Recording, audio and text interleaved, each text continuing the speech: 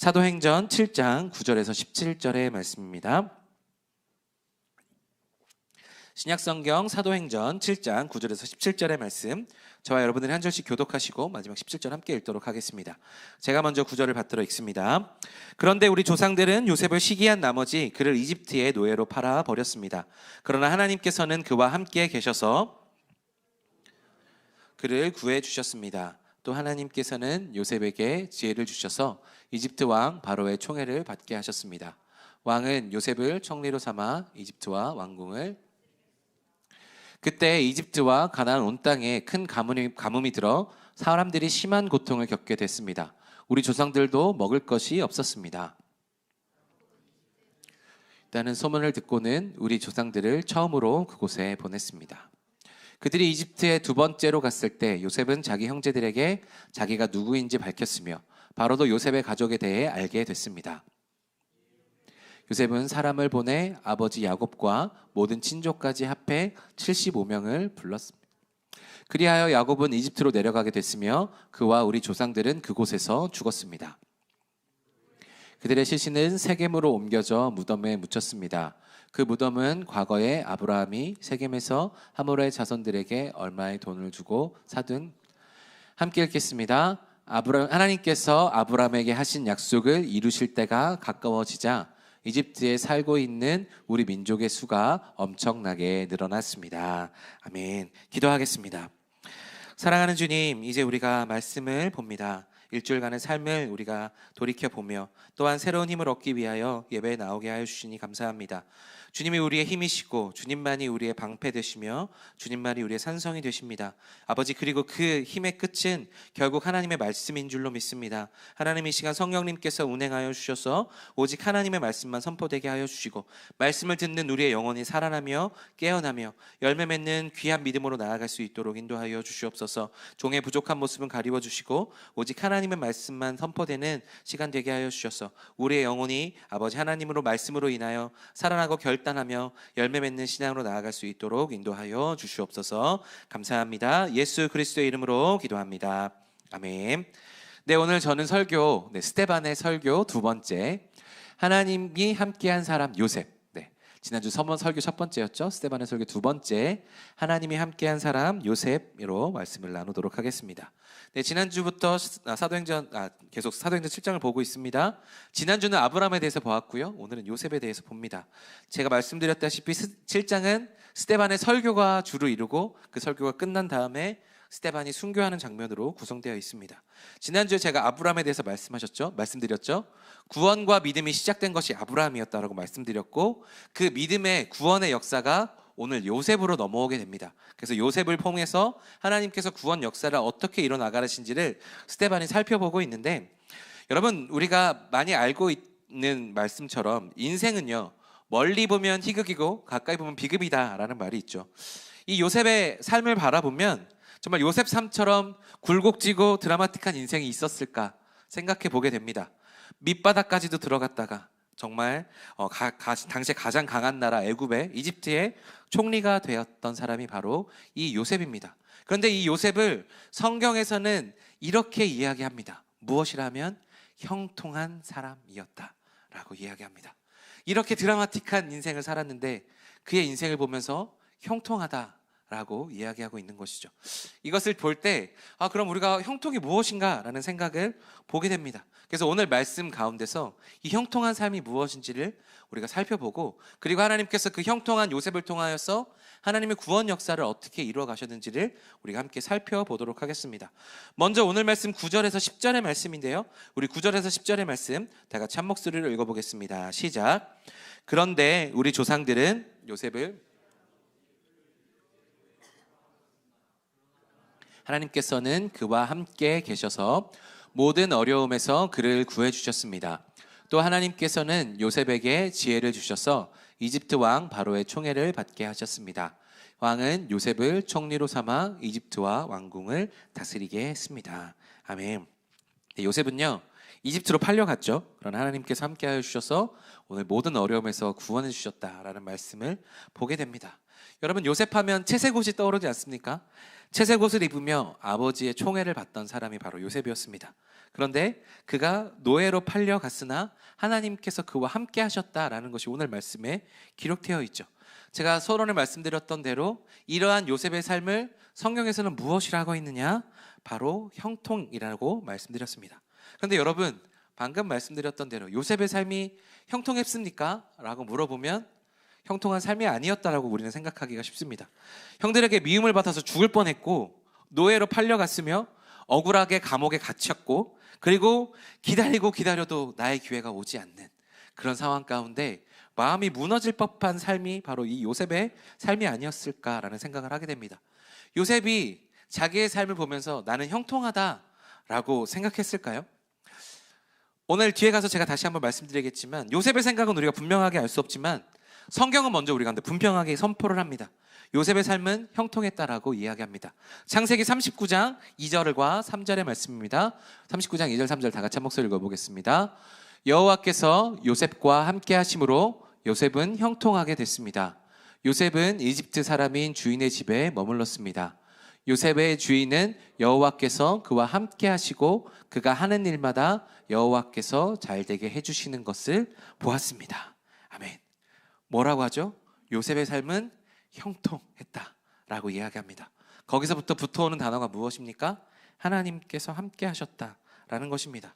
그런데 우리가 이것을 보면서 왜 형통하지 않다라고 생각하냐 하면, 우리가 형통이 생각하고 있는 우리가 그 단어에서 오는 이미지가 있기 때문이에요. 우리가 생각하는 이미지는 성공하는 것, 문제에서 건진받는 것, 원하는 결과를 얻는 게 형통이다라고 생각합니다. 그러나 성경은 우리 가운데 그것을 형통이라고 이야기하지 않습니다.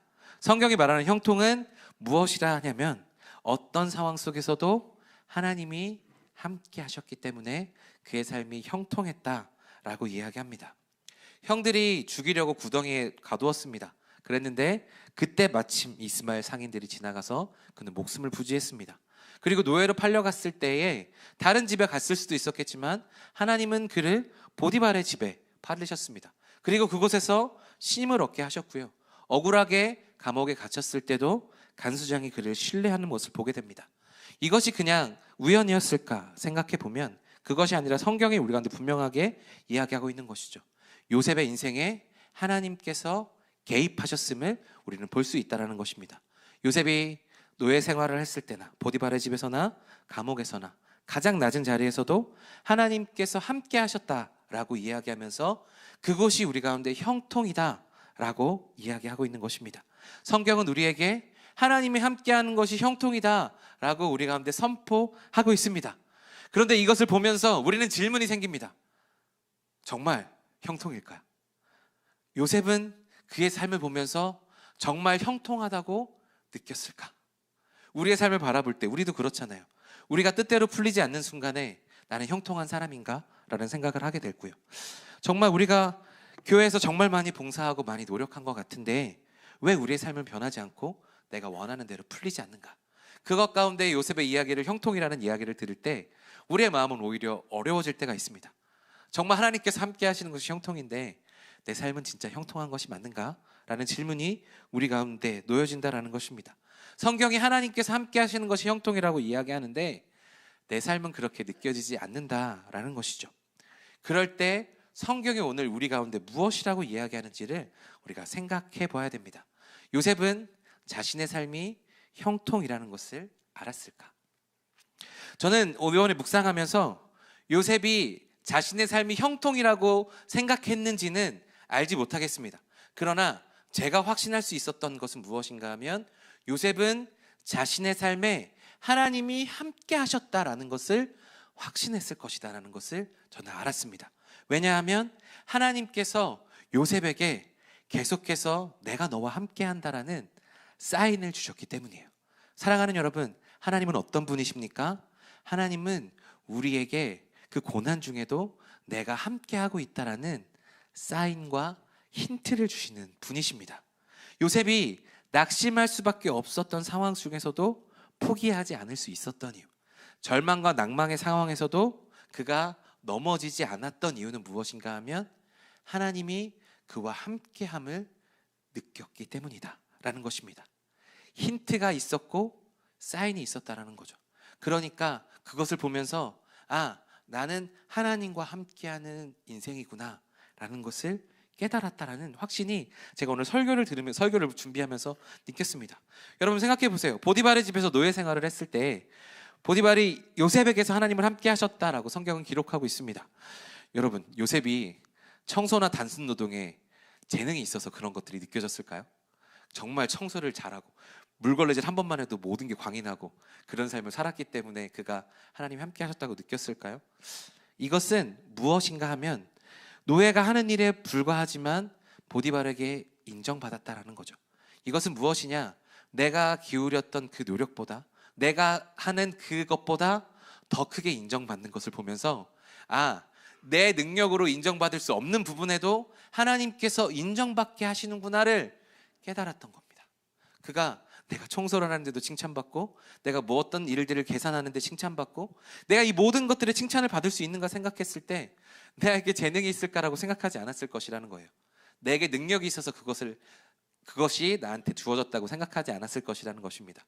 내 생각보다, 내 능력보다 더 크게 인정받고 내가 더 크게 할 수 있었다라는 것을 하나님께서 요셉에게 사인을 주셨다는 겁니다. 노예 생활이어서 너무나도 힘들었겠지만 그럼에도 불구하고 하나님께서 내가 너와 함께 있다라는 것을 그것을 통해서 보여주셨다라는 것입니다. 그래서 그가 하나님이 함께하는 것을 인정할 수밖에 없었고, 그렇게 그의 삶을 이어져 갔을 때 하나님께서는 보디발을 통해 그가 가정총무가 되게 하셨죠. 그리고 나중에 보시면 감옥에 가서도 간수장에게 신뢰를 받았습니다. 이것은 그의 삶의 완전한 해결은 아니었을지 모르겠지만, 그가 완전한 자유를 얻은 것은 아니겠지만, 요셉은 그 가운데서 고난 중에 함께 하시는 하나님의 손길, 사인을 받았다라는 것입니다. 사랑하는 여러분, 이것은 단순히 요셉에게만 나타나는 현상일까요? 그렇지 않습니다. 고난 중에 함께 하고 있는 우리에게도 하나님은 사인을 주시는 분이십니다. 고난 중에서도 하나님은 내가 너와 함께하고 있다라는 사인을 주시는 분이세요. 우리가 그것을 믿음의 눈으로 바라보지 못해서 발견하지 못했을 뿐입니다. 기도하는데 응답이 없지만, 길이 보이지 않지만, 그럼에도 불구하고 하나님께서 우리 가운데 주시는 아주 크고 작은 사인들이 있을 수 있습니다. 여러 가지 예들이 있을 수 있는데요, 저는 오늘 묵상하면서 이런 생각이 떠올랐어요. 힘든데, 내가 진짜 일이 너무 힘들고 준비하는 게 너무 힘든데 이상하게 평안할 때가 있습니다. 그런 경험 해보셨나요? 내 몸이 힘들고 너무 마음이 힘들어. 그러나 그렇지만 그것이 나의 평안을 깨치지 못하는 그런 상황이 있을 때, 하나님이 내 마음을 지켜주시는구나 라는 깨달음을 우리가 올 수 있다는 것입니다. 참 힘들고 어려운 순간이 있는데 내 옆에 나를 위로해주는 한 사람이 있을 때, 하나님이 이 사람을 통해서 나를 위로하시는구나 라는 것을 느낄 때가 있다는 것입니다. 기도하는데 하나님의 음성이 들리고 내 생각이 아닌데 하나님께서 말씀을 떠올리게 하시면서 하나님이 나에게 말을 걸어오실 때가 있다는 것입니다. 여러분 삶의 수많은 것들이 하나님께서 주시는 사인일지 모릅니다. 그런데 우리가 이 현실에 집중하고 내 상황에 몰입해 있다 보면 그 사인들을 놓칠 때가 있다는 거예요. 그러나 오늘 요셉이 했던 것은 무엇이었느냐 하면, 그 어려운 순간 중에서도 낙심하지 않고 살아계신 하나님을 향한 사인을 발견했고, 그는 그것으로 말미암아 낙심하지 않을 수 있었다라는 것입니다. 사랑하는 여러분, 이러한 사인들을 깨달을 수 있는 저와 여러분들이 되기를 간절히 소망합니다. 그래서 우리가 믿음의 눈을 들어보면서 하나님께서 형통한 자에게 반드시 사인을 주시는 분이시라는 것, 함께 하시는 자에게 내가 너와 함께 있다 라고 이야기하시는 그 음성을 드러낼 수 있는 믿음을 가진 소유자가 저와 여러분들이 되기를 간절히 소망합니다. 그래서 요셉은요, 이 사인이 있었기 때문에 하나님께서 자신과 함께 한다는 것을 알고 믿을 수 있었다는 것입니다. 그래서 그것이 어떻게 나타났느냐 하면, 보디발의 아내의 유혹에도 이렇게 이야기할 수 있었다는 것입니다. 내가 어찌 하나님 앞에 죄를 지을 수 있겠습니까? 그가 보디발의 아내한테 이야기하면서, 나는 주인이 당신 말고는 다 허락했습니다. 그럼에도 불구하고 그 주인에게 죄를 물은 것이 아니라 나는 하나님과 함께 있는 사람이기 때문에 주인이 금한 것을 범하는 것, 그것은 하나님께 죄를 짓는 것입니다 라고 이야기하고 그 유혹의 자리에서 빠져나올 수 있었다라는 것입니다. 그가 하나님과 함께하는 것을 인지하고 있었기에, 사인을 통해서 하나님이 나와 함께 하시는구나를 알았기 때문에, 내 생각보다 더 크게 내가 인정받고 내가 가정 총무에 오를 수 있었던 것은 하나님의 은혜 아니고서는 내가 설명할 수 없었기에, 보디발의 아내가 유혹함에도 불구하고 그는 하나님 앞에서 득죄하지 않겠습니다라는 이야기로 그것을 벗어날 수 있었다라는 것입니다. 하나님께서 함께 하신다는 확신이 없었으면 그렇게 할 수 없었던 거죠. 보디발의 아내의 말을 거역하면 오히려 그의 목숨이 위험해질 수도 있는 상황 아니었겠습니까? 그가 어떤 위험이 닥칠지 모르는 그런 상황 속에서도, 죽음을 맞이할 수 있던 상황 속에서도 이렇게 이야기할 수 있었다는 것은 하나님을 향한 확신이 있었기 때문입니다. 사랑하는 여러분, 이것을 통해서 우리는 분명하게 깨닫습니다. 형통은요, 높은 자리에 가는 것이 아닙니다.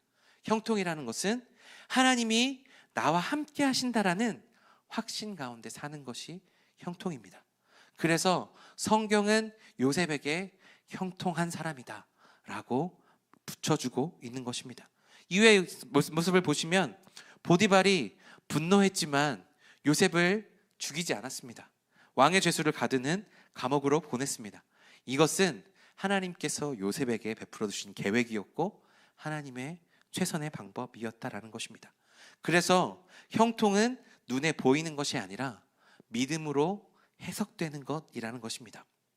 여러분, 아까 제가 선언을 말씀드렸던 대로 우리의 인생이 멀리 보면 희극이고 가까이 보면 비극이라고 하는데, 저는 오늘 말씀을 보면서 어떤 생각을 했느냐, 그 비극도 믿음의 눈을 들어서 더욱더 깊게 보면 하나님께서 우리 가운데 주시는 사인을 발견할 수 있고, 그 임재를 발견하면, 하나님이 나와 함께 하시는 것을 발견하면 우리의 삶은 형통이라고 이야기할 수 있는 삶이 된다라는 것입니다. 멀리 보면 희극이요, 가까이 보면 비극이지만 현미경으로 보면 더 큰 형통이 우리 가운데 나타난다라는 것입니다. 그러므로 사랑하는 여러분, 우리가 우리 삶 가운데 하나님의 형통을 원하신다면 우리는 결과를 구하지 말고 하나님의 임재를 구해야 되는 사람들인 줄로 믿습니다. 하나님께서 나와 함께 하신다라는 믿음이 있을 때 우리는 내가 형통한 사람이다라는 것을 고백할 수 있는 사람들이 된다라는 것입니다. 우리 삶이 참으로 어렵지 않습니까? 여러 가지 준비해도 그것들이 다가오는 때가 언제인지 모르고 무작정 기다려야 되는 그런 상황 속에서도 내 삶이 형통한가라는 질문이 오는 그 속에서도, 사랑하는 여러분, 하나님의 임재를 구하시면서 하나님의 사인을 구하는 저와 여러분들이 되기를 간절히 소망합니다. 그렇게 될 때 하나님께서 우리 가운데 부어주시는 그 임재와 사인으로 말미암아 우리는 하나님의 형통을 누릴 수 있는 사람들이 되는 줄로 믿습니다. 그래서 오늘 말씀은 우리 가운데 그렇게 요셉이 형통했다라고 이야기하고 있는데요. 그런데 그러면 하나님께서 왜 요셉을 형통하게 하셨는가? 바로 10절에서 계속해서 그 말이 나옵니다. 우리 오늘 말씀 10절의 말씀 다시 한번 한 목소리를 읽어보겠습니다. 시작. 모든 어려움에서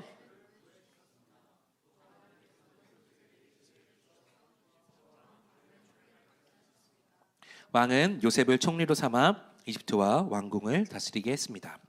아멘. 바로는요, 요셉을 이집트의 총리로 삼았습니다. 그리고 오늘 뒤에서 더 읽진 않았지만 여러분 잘 아시다시피 큰 가뭄이 들었을 때 요셉의 리더십이 아주 빛을 발했습니다. 요셉의 인생을 보면 그는 역사의 변두리에 있었던 사람입니다. 그가 아버지 야곱에게는 사랑받았지만 형제들에겐 미움을 받았고 버려졌던 사람이죠. 이스라엘의 역사와 중심은 아브라함과 이삭과 야곱에게 있었는데 그 역사에서도 벗어난 사람이 되었습니다. 그 중심에서 밀려났고 애굽이라는 이방 땅에 그의 삶이 펼쳐졌다라는 것입니다.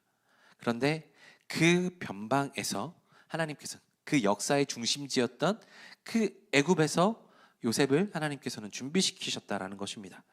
그가 형제들보다 높아지는 꿈을 꾸었죠. 두 가지 꿈을 꾸었을 때 요셉의 비전, 요셉의 꿈은 어쩌면 형제들보다만 높아지는 것을 원하는 삶이었을지 모르겠습니다. 그냥 내가 채색 옷을 입고 있으니 내가 족장으로서 우리 가정에서만 높아지면 되겠구나 라는 것을 꿈꾸는 삶이었을지 모르겠습니다.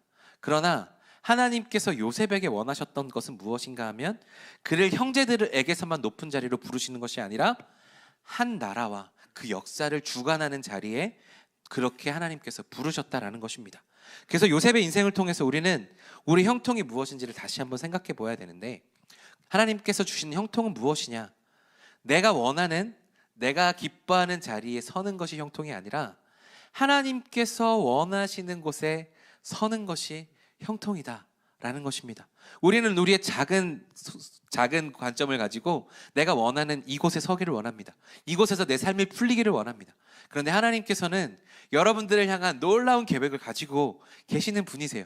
그래서 더 큰 계획을 가지고 계셔서 내가 원하는 것보다 더 큰 것들을 계획하고 계실지 모르는데, 우리는 내 것이 이루어지지 않아서 내가 형통하지 않다라고 여길 때가 있다라는 것입니다. 그런데 성경은 우리 가운데 분명히 말하고 있죠. 내가 원하는 곳이 아니라 하나님께서 원하시는 곳에 서야 진짜 형통이다라는 것입니다. 요셉은요, 애굽에서 가장 낮은 자리에서 시작했어요. 보디발의 집에서 노예로, 감옥에서는 죄수로. 그런데 하나님께서는 그를 낮은 자리에서 계속해서 훈련시키셨습니다. 그리고 그곳에서 하나님의 형통을 입은 자가 어떻게 성실하게 살아야 되는지를 훈련시키셨고, 그리고 나서 그가 준비되었다라고 생각했을 때 그를 높이셔서 역사의 한 중심에 세우셨다라는 것입니다. 하나님께서 형통한 자를 세우는 방식이 세상과는 다름을 알려주고 있는 것입니다. 우리는 우리의 능력을 높임을 통하여서 우리가 스스로 높아지려고 합니다. 그러나 하나님께서는 우리를 낮은 자리에서 먼저 훈련하게 하세요. 그리고 훈련하신 다음에, 그런 다음에 하나님께서 원하시는 때에 하나님께서 반드시 그때가 되면 그 숨겨진 실력자를 역사의 중심으로 드러내게 하시는 분이 바로 우리 하나님이시다라는 것입니다. 그렇게 여러 가지 모양으로 훈련받았던 요셉이 애굽의 총리가 되었다라는 것은 하나님의 이 섭리를 가르쳐주고 있는 것이죠. 그래서 또한 이 하나님께서 애굽의 총리가 된 것은 하나님께서 요셉을 형통케 하신 이유가 그의 개인적인 성공에만 있는 것이 아니라 그를 통해서 이스라엘 민족을 애굽으로 옮기시려는 하나님의 크신 계획이 있었고 하나님의 큰 그림이 있었다라는 것입니다. 우리는 우리의 형통을 바라볼 때 그냥 단순히 내가 잘 되는 것을 꿈꿉니다. 그러나 하나님께서는 우리를 형통하게 하시고 우리와 함께 동행하시면서 우리가 하나님의 뜻을 이루고자 하게 하시는 이유는 무엇인가 하면 그것을 통하여서 더 큰 그림을 그리고 계신다라는 것입니다. 내가 원하는 곳이 있지만 그곳이 아니라 하나님께서 원하시는 곳이 있다라는 것이에요. 여러분, CCC에서 사역리를 전하죠. 사역리의 첫 번째 원리가 무엇입니까? 하나님께서는 당신을 사랑하시며 당신을 향한 놀라운 계획을 가지고 계십니다. 여러분들을 향한 놀라운 계획을 하나님께서 가지고 계세요.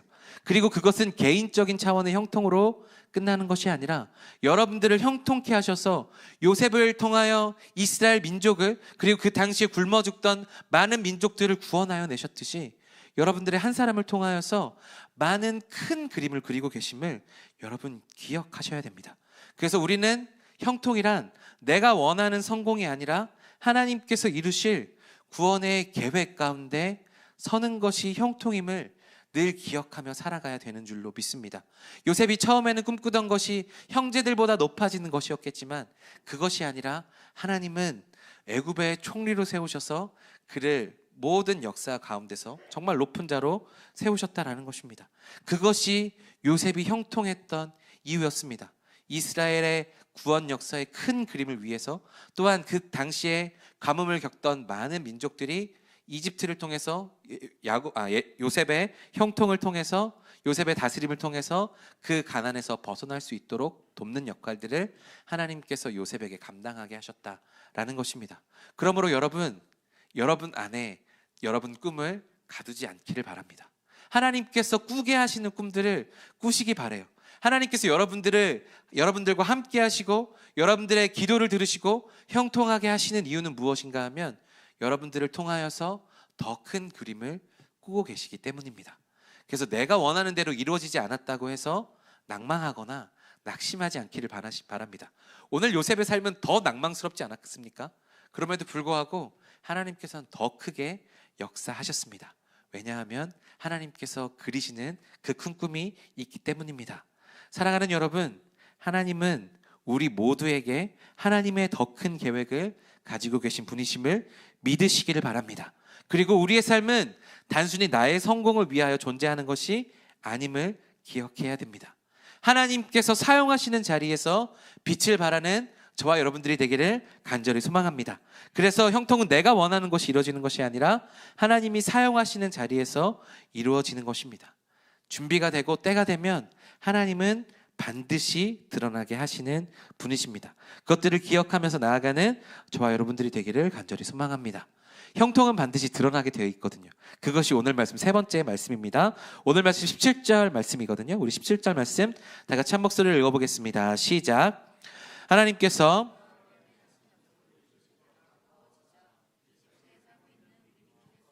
엄청나게 늘어났습니다. 아멘. 하나님의 때가 가까워져야 이스라엘 민족의 수가 늘어났다라고 스데반은 설교하고 있습니다. 여러분, 이것을 통해서 분명하게 우리가 알 수 있는 것이 있습니다. 하나님의 때에 하나님의 계획은 반드시 이루어지는 줄로 믿습니다. 성경 오늘 분명히 이야기하고 있죠.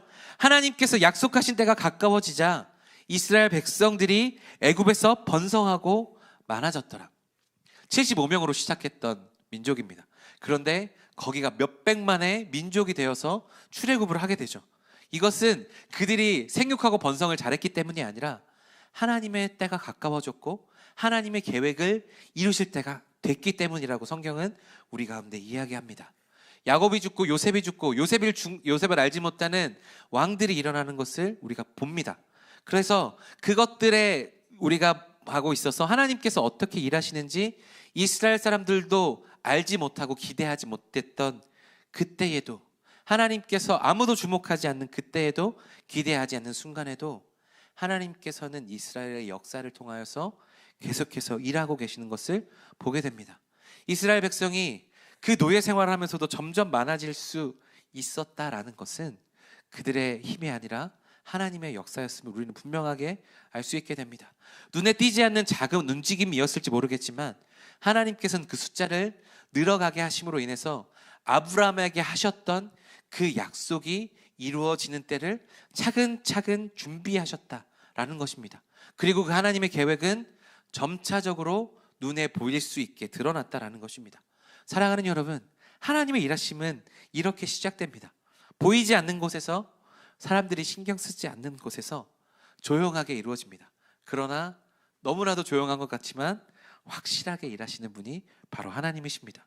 하나님이 침묵하시는 것처럼 느껴지는 그 순간에도 하나님은 분명히 우리와 함께 일하시고 계시다라는 것을 오늘 말씀은 우리 가운데 이야기해주고 있습니다.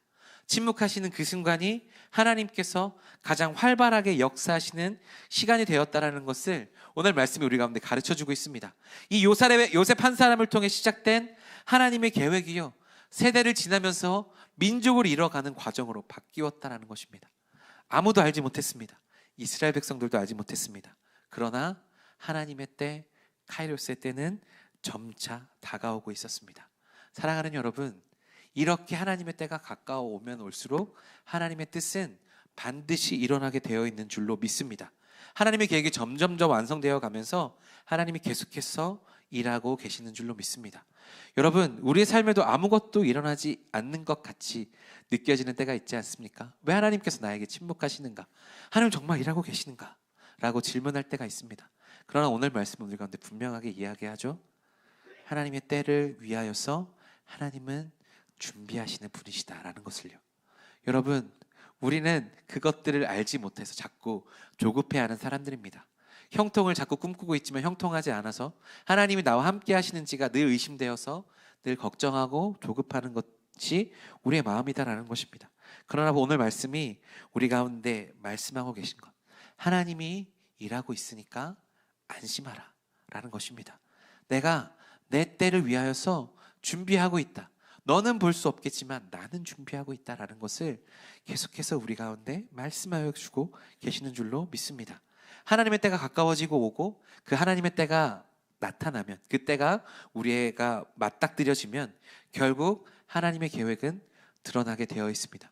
요셉의 형통이 애굽에서 드러났듯이 오늘 이스라엘의 민족됨이 사람들 앞에서 드러나는 때가 왔다라는 것입니다.